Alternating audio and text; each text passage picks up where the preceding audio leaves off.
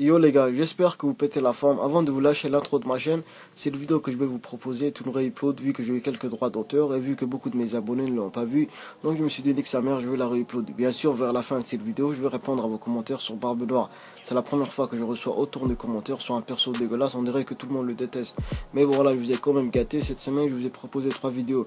Et je voulais aussi vous annoncer qu'une de mes théories est sur le point d'être validée par Oda. Une théorie que j'avais fait il y a très longtemps, c'était il y a 8 mois.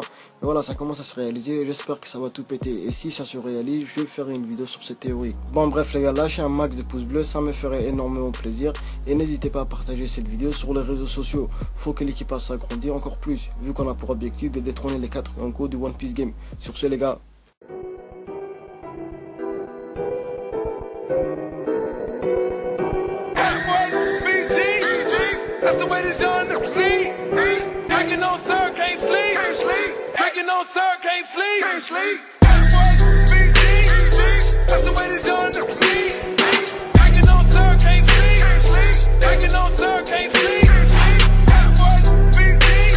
Yo tout le monde, j'espère que vous pétez la forme. Aujourd'hui on se retrouve pour une toute nouvelle vidéo sur One Piece. Et dans cette vidéo on va parler d'un sujet assez sensible. On va parler de Mihawk et de Shanks le Roux. Cette vidéo va être similaire à celle que j'ai fait auparavant sur Luffy et Zoro. En effet, dans cette vidéo on va parler de leur puissance. Et je vais essayer de vous démontrer que Mihawk est au même niveau que Shanks. Bien sûr je ne ferai pas du favoritisme, je m'en bats les couilles. Pour moi ces deux personnages, même s'ils n'ont pas fait beaucoup d'apparitions, on les a kiffés. Donc pour ceux qui vont penser que je vais faire du favoritisme, ben vous vous trompez les gars. Bref voilà, passons au vif du sujet.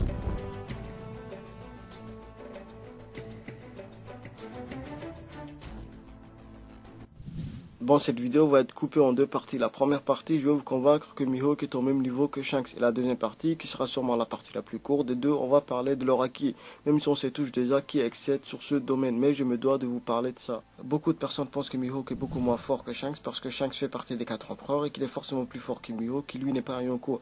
Moi je trouve ce raisonnement très bête parce que oui, c'est vrai que Mihawk n'est pas un Yonko, mais n'oublions pas que ce mec était le rival de Shanks pendant plus de 20 ans et qu'il a mis à terme leur rivalité récemment parce que Mihawk a jugé que Shanks est devenu moins fort à cause de son bras. Je ne suis pas en train de dire que Mihawk a raison ou bien qu'il a tort sur ce qu'il vient de dire. Mais si Mihawk a arrêté leur confrontation, c'est parce qu'il a jugé Shanks moins fort qu'auparavant. Et deuxièmement, dans tous les groupes dans One Piece, que ce soit les amiraux, les Shichibuka, les Yonko ou bien même les Supernova, ben c'est impossible de les départager et de savoir qui de chaque groupe est le plus fort. Par exemple, pour les Supernova, qui est le plus fort? Certains diront Luffy, d'autres Zoro, d'autres Kid ou bien même Uru, vu les récents exploits qu'il a fait contre l'un des commandants de Big Mom. Mais parmi tous les épéistes dans One Piece, on nous a clairement dit que Mihawk est le personnage le plus fort de tous les épéistes. Rien qu'en disant ça, j'ai des snipers, des fusils d'assaut et des Kamehameha braqués sur moi. Bon les gars, c'est pas moi qui dis ça, c'est Oda. Mais la personne qui peut clairement rivaliser avec lui, ce soit Shanks ou bien Fujitora. Mais pour Fujitora, je ferai une vidéo très spéciale pour lui. Si aujourd'hui Mihawk paraît moins fort que Shanks, c'est pour plusieurs raisons. La première, c'est parce qu'il a abandonné son poste de corsaire quand Shanks est arrivé à Marineford pour stopper la guerre. Beaucoup de fans de One Piece ont dit que c'est parce que Mihawk a eu peur de lui et c'est pour ça qu'il est parti. Chose que, encore une fois, je trouve très bête vu que Mihawk, juste avant, s'était battu contre Barbe Blanche. Vu ça, il a même eu une petite altercation entre lui et Chozu. Bref, s'il a voulu déserter la guerre à cause d'une peur quelconque, il aurait dégagé à très longtemps vu le nombre d'ennemis puissants présents face à lui. Et deuxièmement, s'il paraît plus faible, c'est à cause du fait qu'il n'a pas de flotte. C'est d'ailleurs pour ça qu'il n'est pas devenu un Yonko vu que la force à elle seule ne suffit pas. Faut avoir des gars sûrs derrière toi et vu que Mihawk aime la solitude et qu'il s'est écarté de tout le monde, ben c'est encore une fois normal que Mihawk n'a pas le même impact que Shanks. Maintenant passons à la deuxième partie de cette vidéo et on va parler du haki. Pour moi au niveau du haki il n'y a pas photo, c'est Shanks qui est le meilleur et non pas seulement face à Mihawk mais face à tous les personnages de One Piece. C'est pas pour rien que son haki est tout le temps mis en avant. D'ailleurs c'est le premier personnage qui a utilisé l'haki dans tout One Piece. Je ne dis pas que c'est le premier personnage qui a appris l'haki mais plutôt c'est le premier personnage qui a utilisé l'haki devant nos écrans. C'est pas pareil. Donc au début même de One Piece, Oda voulait mettre en avant son haki. D'ailleurs Oda a dit dans un SBS que quand Luffy a réussi à faire tomber 50 000 hommes poissons grâce à son haki des rois, Shanks pouvait faire la même chose mais avec 50 000 personnes de plus. Même à travers les SBS, Oda veut nous faire comprendre que Shanks au niveau du haki est un vrai prodige.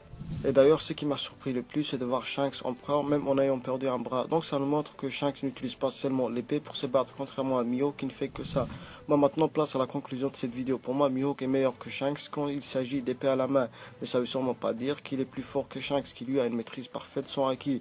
Donc avec tous ces éléments que je viens de citer, on peut en conclure que ces deux personnages ont une force à peu près égale. C'est d'ailleurs pour ça que leur rivalité a duré plus de 20 ans. C'est parce qu'aucun des deux n'arrivait à gagner.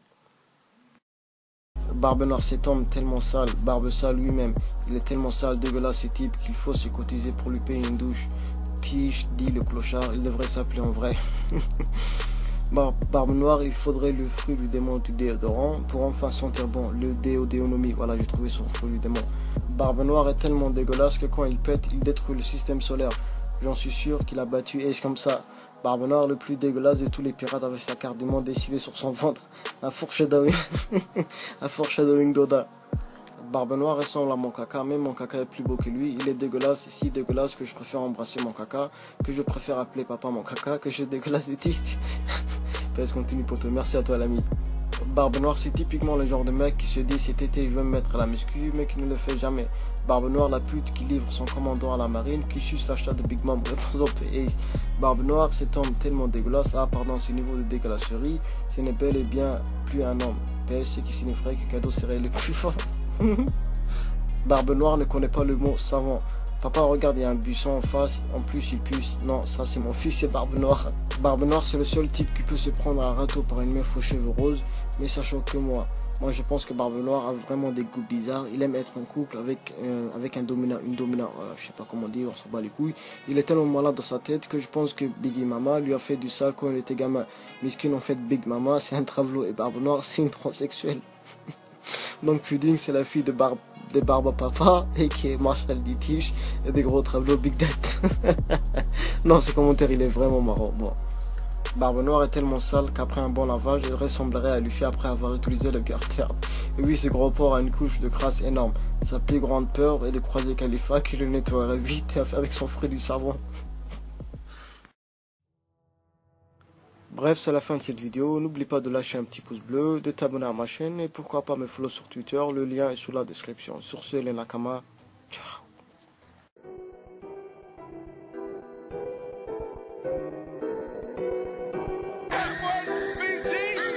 That's the way this young nigga see. Drinking on sir, can't sleep. Drinking on sir, can't sleep.